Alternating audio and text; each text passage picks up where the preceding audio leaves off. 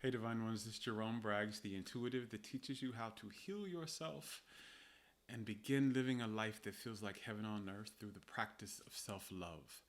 Today's video in my 30-day video series, I wanted to talk about something that's really important to understand if you are trying to heal something in your body. If you have some type of chronic illness or chronic disease and you are trying to heal, this is a very important thing to understand, and it's one of the things that oftentimes holds people up, like holds their healing up, keeps their healing in limbo, if you will.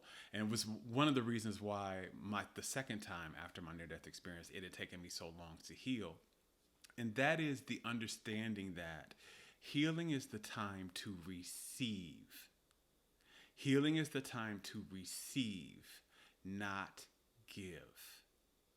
Now, in most of our cultures and in many of the religions that many people follow, and many of the cultural systems that we're under, we are very heavily socialized to give, to be of service to others, to meet other people's needs, to think about other people before we think about ourselves, to put the needs of others before we put before our own needs. And we're taught that this is a good thing to do. Like this makes you a good person. And oftentimes you'll also get traumatized into this type of behavior.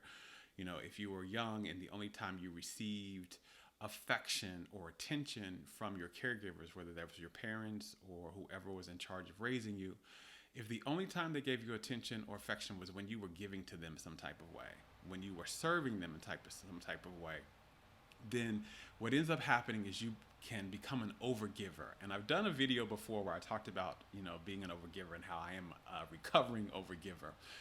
But the thing that happens is one of the very reasons why we manifest illness in the body is because we are running too low on our soul's energy.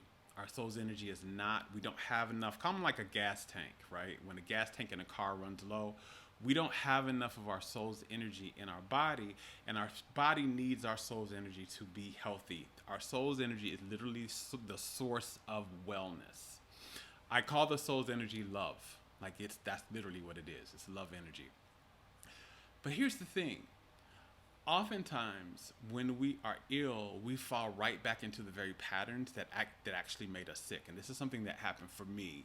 When I became sick, I fell right back into the giving pattern and not really understanding this was the time for me to receive, right? So I was helping out my parents. I was focused on helping other people heal and help other people manifest their dreams and coaching and healing other people, when it was really time for me to take a step back and for me to be coached, for me to be healed, for me to rest, right, and receive support instead of trying to support other people. And this is a pattern I see a lot with people who have chronic illnesses or diseases that are trying to heal. We come into this pattern where we're, again, in exhaustion and overwhelm in the name of being a good person or a nice person or even a spiritual person. But what you're actually doing is you're further starving yourself. Because illness is an indication that you are starved. That you are starved of your own love somehow, that you are malnourished.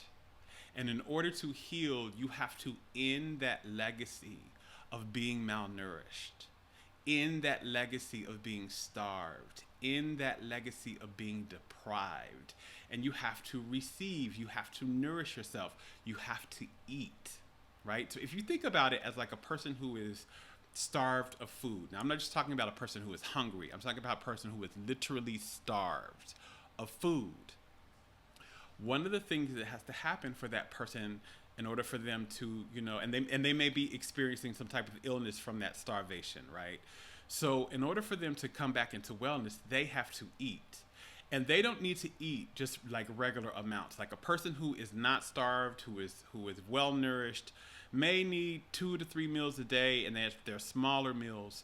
A person who is starved needs more than that. They need to eat more than that. They need to eat more frequently, and their meals are going to be bigger, right?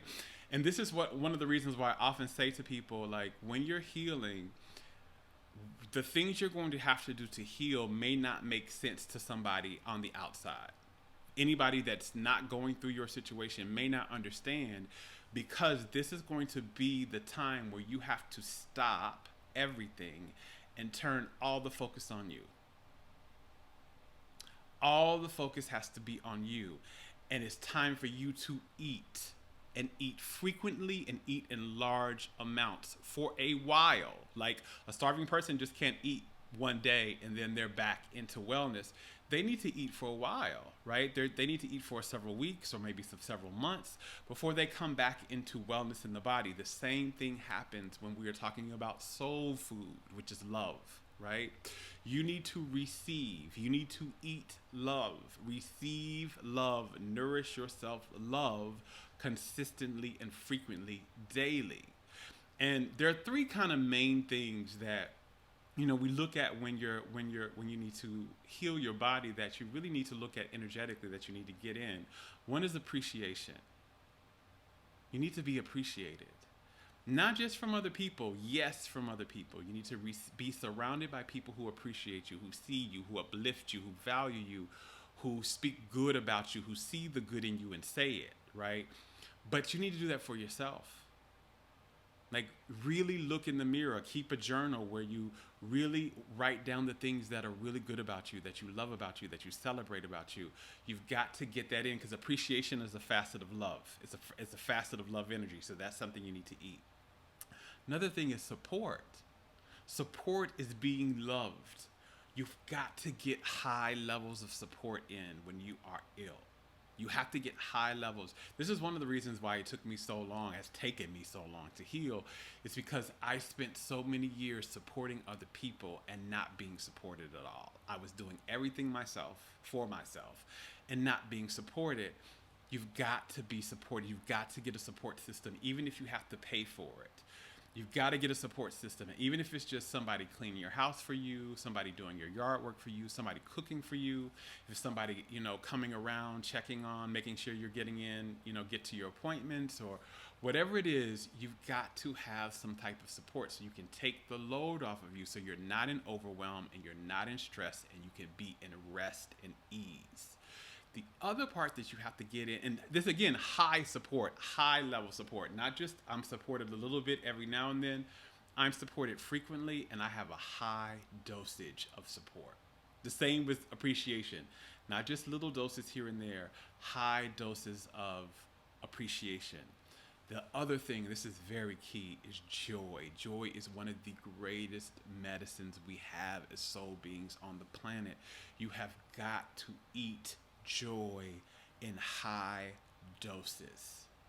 That's working in your passions, having more fun, laughing and being with people that you really enjoy being around, who uplift you, things that are pleasurable for you, things that make you feel like beauty, things that are meaningful for you, things that make you feel satisfied, right? This is what you need to eat daily. You need to do things, a few things really, every day, that make you feel a sense of joy, that make you feel fulfilled, that make you feel like you're having fun, that make you laugh, that make you feel like a high sense of pleasure. A lot of times what ends up happening when people are in a healing journey, they get so focused on trying to heal, like, what do I need to eat? What medicines do I take? What modalities do I need to do? And they forget about the eating love piece. And love is the actual medicine. That is the thing that ultimately, truly heals us. And we have to receive love in high doses.